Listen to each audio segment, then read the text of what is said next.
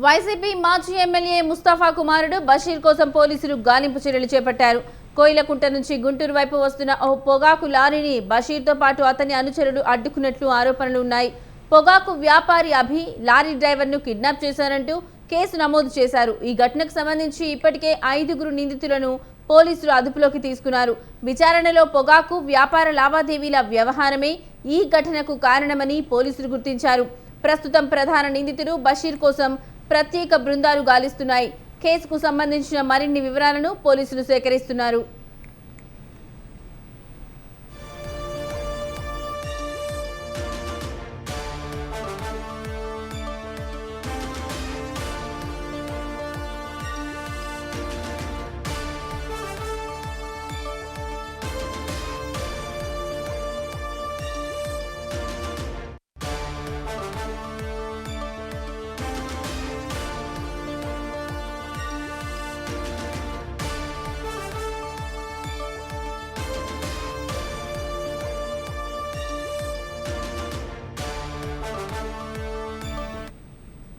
YCP మాజీ MLA Mustafa కుమారుడు బషీర్ కోసం పోలీసులు గాలింపు చర్యలు చేపట్టారు.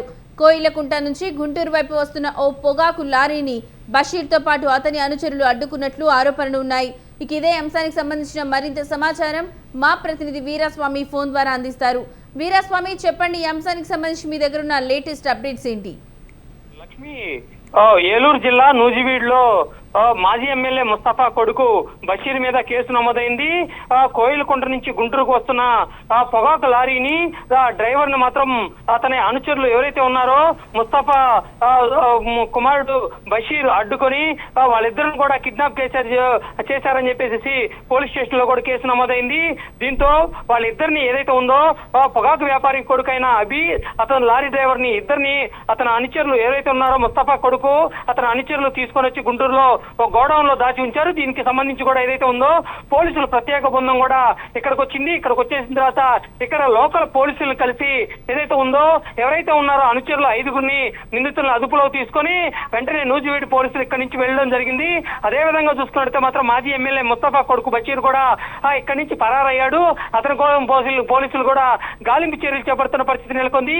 ఈ నేపథ్యంలో ఏదైతే ఉందో కోయిలకుంట నుంచి గుంటూరుకి వస్తున్న పొగాకు లారీని అడ్డుకొని అదే విధంగా చూసుకున్నట్టు మాత్రం దాడి చేశారని చెప్పేసి ఆరోపణలు వస్తున్న నేపథ్యంలో ఆ దాడిలో మాత్రం బషీరు లేడు అని చెప్పేసి ఒకరి నుంచి వాదన వినిపిస్తుంటే, మరోవైపు చూసుకున్నట్టు మాత్రం అక్కడ ఉన్న ఏదైతే ఉందో బాధితులు మాత్రం బషీర్ కనుసన్నల్లోనే బషీర్ కూడా ఉన్నాడు ఆ దాడిలో అని చెప్పేసి వాళ్ళు వెల్లడించిన నేపథ్యంలో పోలీస్ స్టేషన్ లో కూడా కేసు నమోదైంది.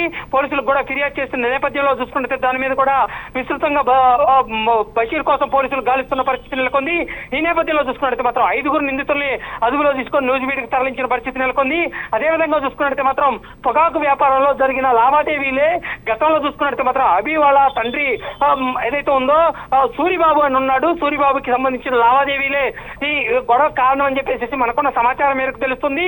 ఏది ఏమైనా కానీ ఒకవైపు నుంచి చూసుకున్నట్టే మాత్రం ఇప్పటికీ మాజీ ఎమ్మెల్యే ముస్తఫా గుర్తో కూడా ఏదైతే ఉందో గొడవ జరిగిన తర్వాత కూడా ఫోన్ కాల్ సంభాషణలు చేశారని చెప్పేసి కొన్ని వదంతులు కూడా వినిపిస్తున్న తరుణంలో కూడా చూసుకుంటే దీని మీద కూడా పూర్తిగా విచారణ చేస్తామని చెప్పి పోలీసులు వెల్లడిస్తున్న పరిస్థితి నెలకొంది.